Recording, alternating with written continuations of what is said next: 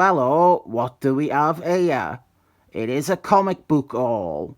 A bunch of comic books I have bought. Too many, I would say. So let's get through the whole rigmarole of showing you what's what. A viewer requested that I review this one, and I didn't have it, so this is a Darth Knight one-shot from 1996. This is what restored the character to the Marvel Universe after the shambolic Malibu Ultraverse ordeal. I have read it before. It is in the Bloodlines collection I have. No point explaining much about it since I will review it soon. I feel like my channel started heading down the doldrums of the same ad bollocks. So with this all, we have loads of Bronze Age shit. Like this is New Gods issue 8, which is the first appearance of my favourite of these characters. Also the first appearance of probably my third or fourth favourite of these characters. And there are loads of comics I got because I liked the covers. This is Fantastic Force, issue 159. And here is Fantastic Force 173. And this one I have read. I got it because I like the cover, but I have read this story before with Galactus Man and the Eye Digivolutionary.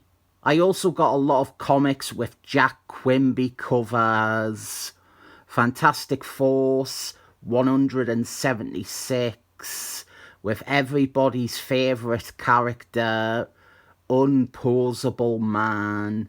I decided that I wanted some Fantastic Force because I haven't reviewed much, but one issue that I have always had was issue 182.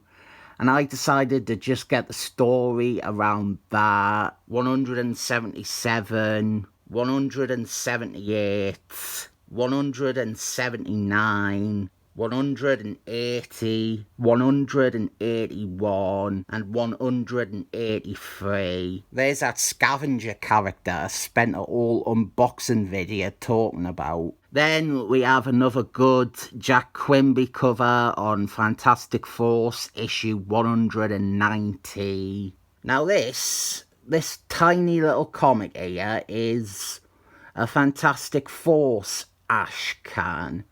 And I got this because, as unorthodox as it is, nice Michael Elboy picture. I wouldn't call it a cover because it's clearly just a picture they used as a cover, but I may include it in a covers video.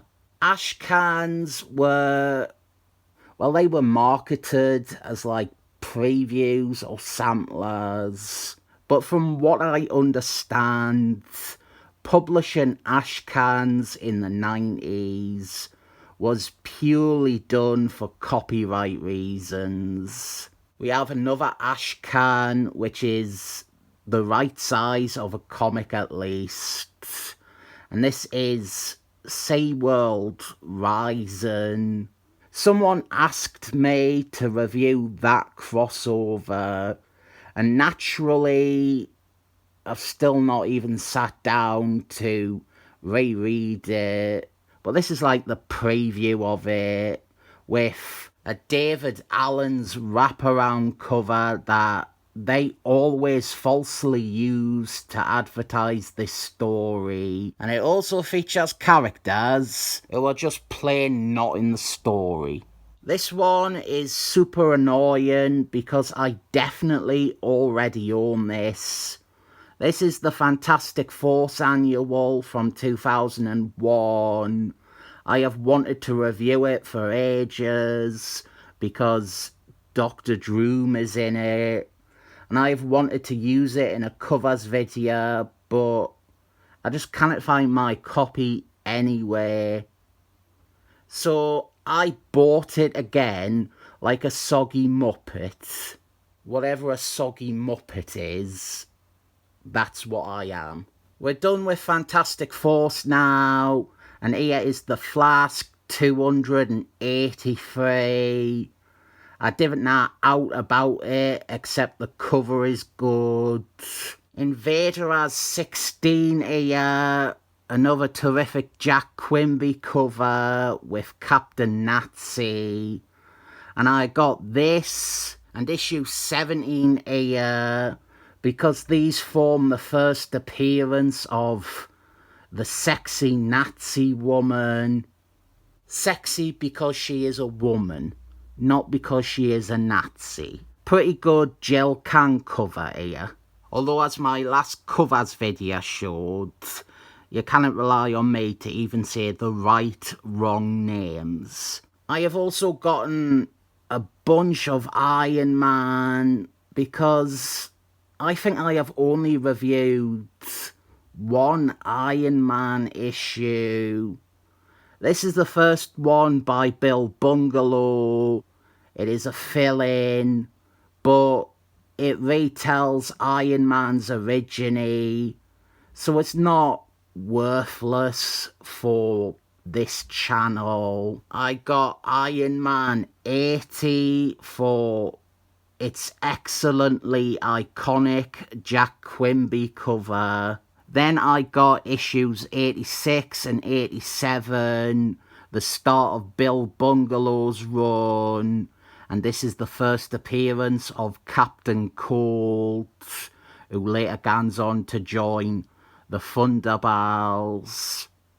Good on him. I got this one, and it seems random.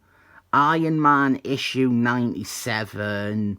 This one has Guardman temporarily become Iron Man for a few issues. I didn't know if I'm going to get all of Bill Bungalow's run, because there is probably one issue in there that's really expensive. I did, however, get another first appearance from Bill Bungalow's run. Iron Man 101 and 102, which are the debut of the underused villain, Dead Knight. Then we jump 50 issues forward, and I have the 3 issues that are when Roddy Rhodes becomes Iron Man. One Bill Bungalow story I wanted, one of my favourites, is the Iron Man issue where the Avengers fight the robot called Arsehole. I couldn't find that, and I couldn't find any of Arsehole's other appearances in classic comics. So instead, I had to settle for this average story from the mid-2000s, wherein we get a meek sequel with, at the very least, some okay Steve Epstein covers. Here is another one I got just because. This is C3PO issue 12, and it is one of the few stories from this series that I remember. I have read the whole thing. And this one where he meets some gods, children, people, things, is all I remember. Right, for a while, I have alluded to one Spider-Man team-up story by Christopher Clairvoyant that I didn't mind. It is this one, issue 59 and 60. Maybe I will hate it when I reread it to review, but the Christopher Clairvoyant don't end here. This is Miss Marbles, issue 15, and it's already fucking fallen apart, which the seller did not specify, so I am already angry, and I've not even started reading Christopher Clairvoyant's words. This one I got because King Shark is in it, and I also got issue 19. I had a viewer request to review some Miss Marbles comics, Karen Daggers, before they ruined her by making her into Smelly Brie Larson's. And I basically had none of her comics because I am another white dude. So I bought two by a writer I do not appreciate, and one of them is falling apart. Here is the first 3 issues of Ron Spaceman. I am very quickly getting through this video because I have a lot to cover. But issue 1 here, I have read before and I remember it being very good. And then I got issue 4 of the IDW Ron Spaceman revamp because of the Al Milburn cover, which is a remake of this Iron Man cover that I also got. Something that I regret buying is the first 4 issues, the first mini-series, the first story of Stephen Hawke. I think I have gotten more mileage out of Stephen Hawking's name than Stephen Hawking got out of his wheelchair. I was interested in this. I was. And that is why I got these issues. Then I looked up and it turns out the character never really took off. He has barely had comics since his launch. And worse than that is that the original creator, Michael Valentine, he quickly ducks out, and Kurt Busey writes a bunch, and fuck that shit. I might never ever read these. I mean, fucking Sewage Dragon is in one of them, so I am firmly in the fuck that camp. And I wish that I knew all this before wasting my money on a shit Image comic. She-Hulk's off of the television now. This is issue 24. And this one does actually have a cover by Ryan Itchums. This is Superboy number 5. Superboy races the Flask, the Bart Simpson's version. This was meant to be in the last all video, but it took too long to arrive. This is that Thor issue I ordered in me video where I unboxed a Thor Epic Collection with this issue in it.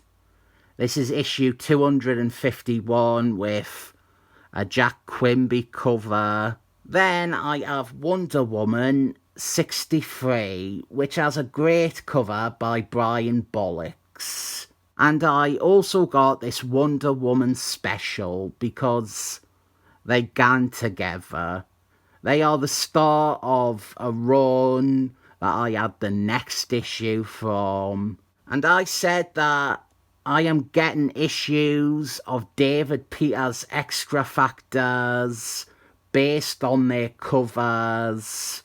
And so we have this one which I didn't get because of its cover. It's an alright cover. But I got it because it is, I think, the issue that establishes or re-establishes Miss Magnetz's backstory. Then I have a bunch of Excellent Men books because their covers grabbed me. Like this one, Excellent Men Adventures #8, which is based on the cartoon. I was lured in by the cover of Cables. I'm not sure if I even like the cover.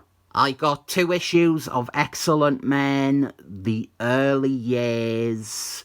This is a reprint series. Silver Age, Excellent Men stories. But by now, you should realise I am a sucker for reprints with new art done for the cover. I just like seeing stuff reimagined. And I have wanted this for a while. A comic where it lists the month and then the issue number, and to unsuspecting eyes, it just reads as my birthday, June 14th. I didn't know that was the case when I bought it, so that is an added bonus. Then I have got 2 issues of Dr. X and the Excellent Men, which is not a reprint series, but it was a retcon series with the Silver Age Excellent Men. It was like retelling the original stories. These ones I bought because I liked the covers, which was the motivation for about 80% of these buys. And this one is fucking great. And that is all of them.